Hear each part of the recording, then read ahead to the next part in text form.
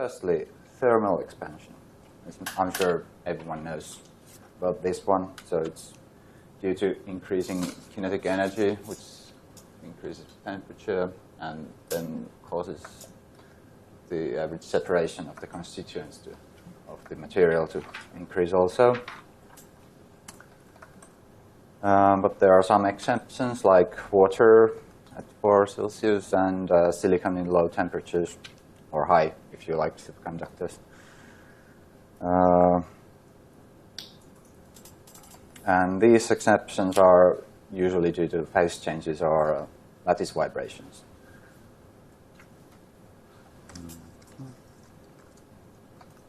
So railroads mostly grow in length, and therefore it's usual to define the linear expansion coefficient as it's defined in there in constant pressure.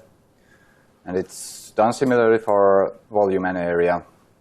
It's often determined experimentally, but there are also some good theoretical models which predict the expansion coefficients for aluminum, for example, up to its melting point quite accurately. And another example of an experimental model is the ideal gas, for which the volumetric expansion coefficient can be calculated to be 1/T quite easily.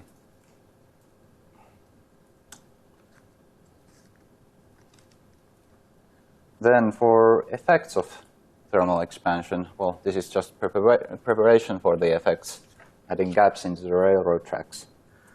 That's to prepare for sun kinks, as you may see in the other picture there, little bends in the tracks. They may also occur in bridges, and they have also preparatory measures for them. Another common effect you might know is the droopy power lines, at least in the summer. In the winter, they become more taut.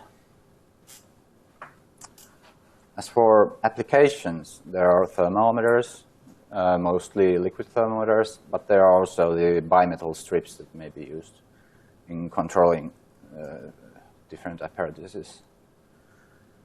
Well, hot air balloons, of course. And then there's this method called induction shrink fitting, where you may fit something, a large shaft into a small ring by first heating the ring so that the ring grows in diameter, and then you can fit the shaft into it and let it cool down. Hopefully it will stick. Well, the other process I'm going to talk about was freezing water. And water is quite an odd substance, as you may know. It expands when it's cooled down from 4 Celsius. This becomes the hydrogen bonds in water become more stable. And as a result, the water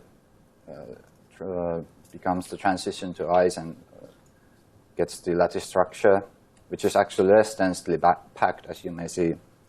That picture in the left is water, and on the right it's ice. So that causes the expansion. Well, water is also quite a ubiquitous substance, which results in these cracks in the roads. But the roads are not the only thing water can crack. It can also crack boulders, pipes, and damage the foundations of buildings. And, of course, cells. Ice crystals can damage shells. That causes problems for crops and different animals, such as many amphibians and fishes. And, of course, humans in cryonics, when they try to preserve humans.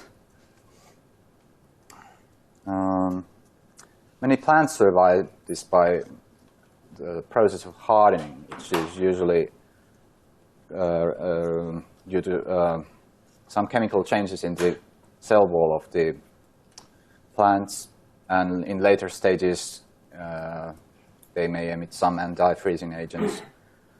And these anti-freezing agents are also used by other organisms, such as some unicellular organisms and amphibians.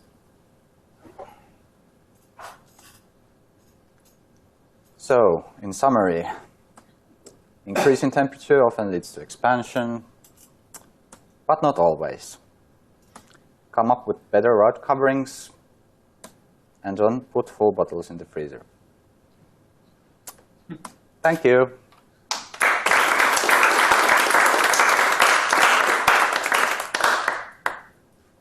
Any questions? How would better road coverings help? Because doesn't the water come from below the ground?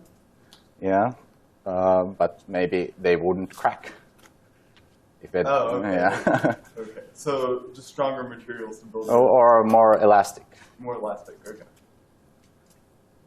You think in this country just like that. Or in my country. Just to comment on they are like in the process of have invented Can you speak up a little? they are in the process of inventing, or like they invented have prototypes of healing concrete that fixes its own cracks from rain. It just solidifies after a few rains. So. Cool. Any other questions? Yeah.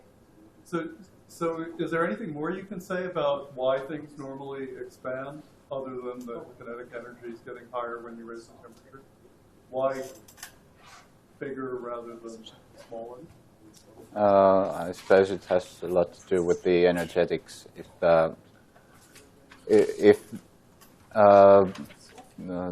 bond structures become more favorable, it may result in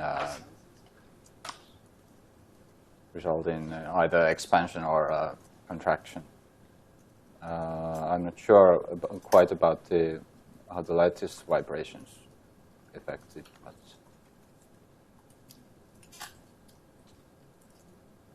Can you say any more about the anti-freezing agents you mentioned? Is that, I mean, did it just dissolve? I think there are some proteins that many organisms use. I think alcohol is something that some use to lower at least the temperature where they freeze. At least I know some fish in Finland use it. Yeah, this is a hot topic, fish antifreeze. So, fish antifreeze is a hot topic. Why fish don't freeze. Right. They have very nice ingredients in them that prevent that. Yeah.